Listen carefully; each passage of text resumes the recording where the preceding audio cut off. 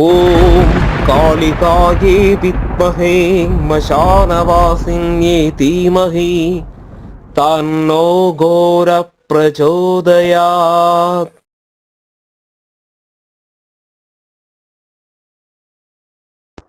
வணக்கம் ஆன்மீக நண்பர்களே. மலையாள மாந்திரிக முறையில நாம என்ன பார்க்க போறோம்னா சுமுகி தேவியோட மந்திரம் தான் நம்ம பார்க்க போறோம். இந்த மந்திரத்தால நமக்கு அனைத்து காரியங்களும் செய்யலாம், அனைத்து காரியங்களும் நடக்கலாம். அதே மாதிரி மந்திர தந்திர காரியங்கள் கூட இந்த மந்திரத்தால நமக்கு செய்து வர முடியும். சரிங்களா? அப்ப இந்த தேவதையை உபாசனை பண்ணி தான் நிறைய ஆளுக மந்திர தந்திரங்கள் பண்ணி கொண்டிருக்கிறது. அப்போ ஒரு க்ஷிப்ர பிரசாதி தான் இந்த தேவதை. சீக்கிரமாவே நமக்கு சித்தி கொடுக்கறதும் வரம் கொடுக்கறதுமான தேவதை தான். இப்ப அந்த தேவதையோட முறை தான் நம்ம பார்க்க போறோம்.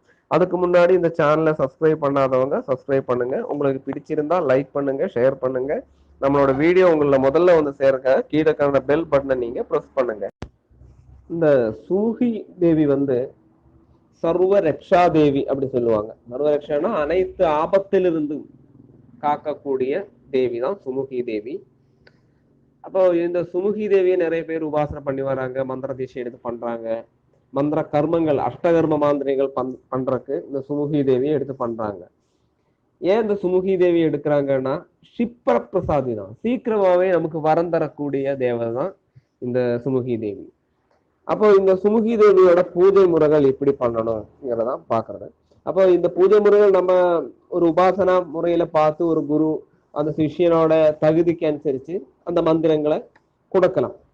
சிலவங்களுக்கு வந்து நல்ல வில் பவர் இருக்கும், அவங்களுக்கு அந்த மாதிரி கொடுக்கலாம். இல்லைன்னா அந்த வில் பவரை நம்ம உண்டாக்கிட்டு அந்த மாதிரி பவரை நம்ம ஏற்றி பண்ணலாங்கிறது தான். அப்ப இந்த நான் இப்ப சொல்ற ஒரு முறை வந்து யாருக்குமே யூஸ் பண்ணிக்கலாம், சிம்பிளா எல்லாருக்குமே யூஸ் பண்ற ரீதியில் தான் முறை தான் நான் சொல்றேன்.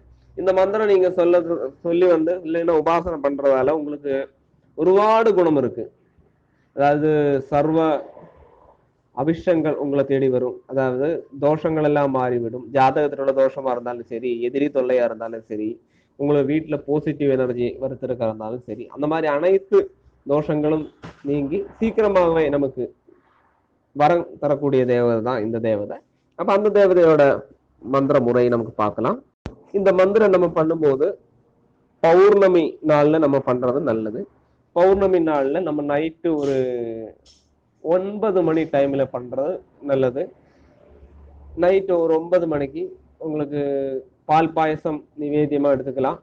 நீங்க பால் பாயசம் நிவேத்தியமா எடுத்து இந்த தேவதைய கும்பத்துல அதாவது குடத்துல கலசத்துல ஆவாகனம் பண்றவங்க அப்படி பண்ணலாம். இல்லைன்னா முன்னாடி நான் சொன்ன மாதிரி நில விளக்கு குத்து விளக்குல ஆவாகனம் பண்றவங்க அதுல ஆவாகனம் பண்ணிக்கலாம். இல்ல அப்படி ஆவாகனமே பண்ண முடியாதுங்கிறவங்க மனசால அந்த தேவதையை நினைச்சு ஆவாகனம் பண்ற மாதிரி நினைச்சு அந்த பூஜையில நீங்க செய்து வரலாம். ஆனா இந்த மந்திரம் முதல்ல நீங்க ஜெபம் பண்ணும்போது 108 வச்சு, அதாவது நைட்டு 108 வச்சு ஒரு 21 நாள் ஜெபம் பண்ணுங்க. அதுக்கு பிறகு நீங்க என்ன பண்ணோம்னா 1008 வச்சு ஜெபம் பண்ணுவாங்க.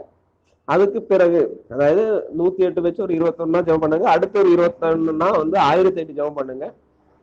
அடுத்து வந்து 3008 வச்சு ஜெபம் பண்ணுங்க. அது 21 ஒரு 90 நாள் கம்ப்ளீட் பண்ற மாதிரி. பாக்கி உள்ளது அந்த 21 முடிஞ்சா பின்ன 3008 வச்சு நீங்க 90 நாள் நீங்க பண்ணுங்க.